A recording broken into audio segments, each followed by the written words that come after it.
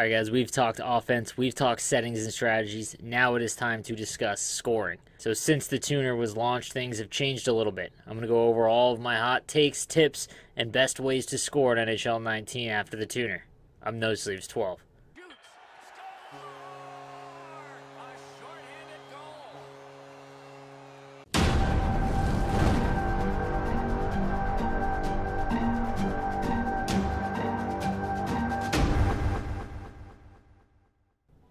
So guys, I want to make this as clear and concise as possible. Since the new tuner, there is a few certain ways that are now higher opportunity and chances to score prior to the tuner. So I'm going to go over all of them, but first let's start with the backhand forehand shot. Now, I don't mean hold the backhand then switch to your forehand. I mean you hold the backhand and skate into a forehand shot. I'm going to show you a couple clips here, but basically, for all intents and purposes, you skate down the wing holding your backhand, okay? You then skate into the middle, still holding your backhand, and then fire top shelf, top right, or top left, whatever way you're cutting in. And what it does is it technically fires a backhand shot. The goalie kind of plays a little weird. He comes off the post a little bit, and it's a much higher chance to score those shorthanded goals than just holding the forehand, curling in the middle, and then shooting. That still works, again, post-tuner, but currently the goalie is coming off of the post a little bit when you go into the middle. I don't know if it'll be adjusted, but it is something that could be talked about from EA, and it might be taken out eventually, or at least dialed back. But currently, right now, the backhand forehand shot is extremely effective, and not just on the shorthand wristers. I'm talking anywhere. If you're coming off the rush, even just slightly, it seems to pull the goalie off the post, and it is something that all top players are doing, and something that you should consider if you're trying to get more wins consistently. Next up, back from NHL 17, point shots are a go-to way to score goals now.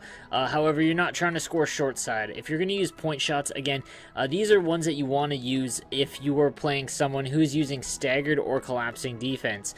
Take notice early on. If someone is using tight point against you and pressuring along at the top and not controlling their wingers, so they're not defending you by playing them themselves, so you can't really beat them, they're in position, you want to avoid using point shots because it's a good way to turn the puck over, and then it's an odd man rush or a breakaway, and you're kind of trapped there. But point shots, what you want to do is you don't want to have that long pass over.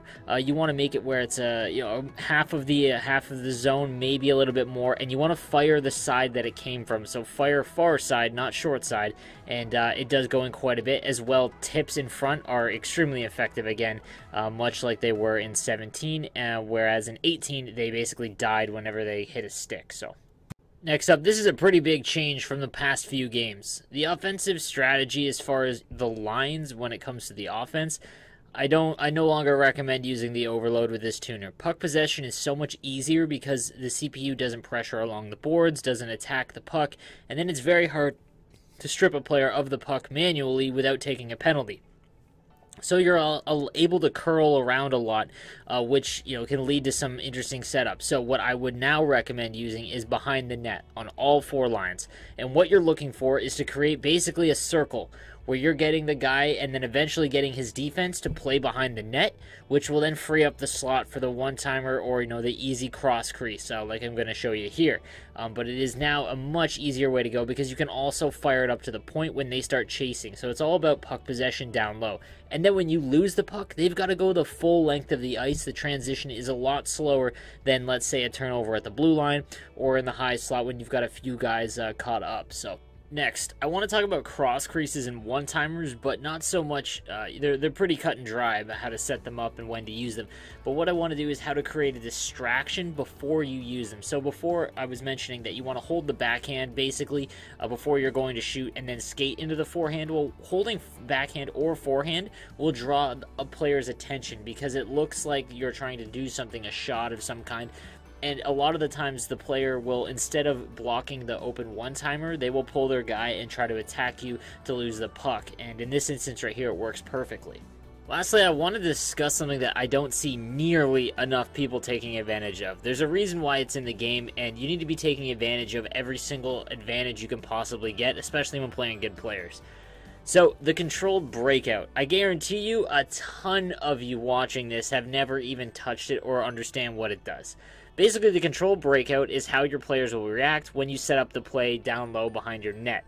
Okay, so in this instance here, what I do is I set my control breakout to single side slant. And what it does is when you're behind the net, it'll make your strong side winger fly up the boards. Now, unless the player is sitting back in the heavy trap, or you don't do it fast enough, or even if they just sit along the boards because they know it's coming, very few will. All you have to do is lace a slapper up the boards, and you will send yourself on a 2-on-1 or a breakaway a ton. It's nuts how effective it is, and it will work against any opponent, especially the first time you do it. Now, sometimes they'll catch on, and that's fine.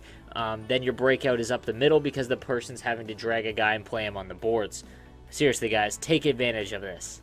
So guys, that was my offensive tip video post-tuner. Let me know in the comments section below if this helped, if it didn't, if you think I missed something. I'm also going to be releasing an advanced offense and defensive video that will go over into specific plays and things like that in the coming week.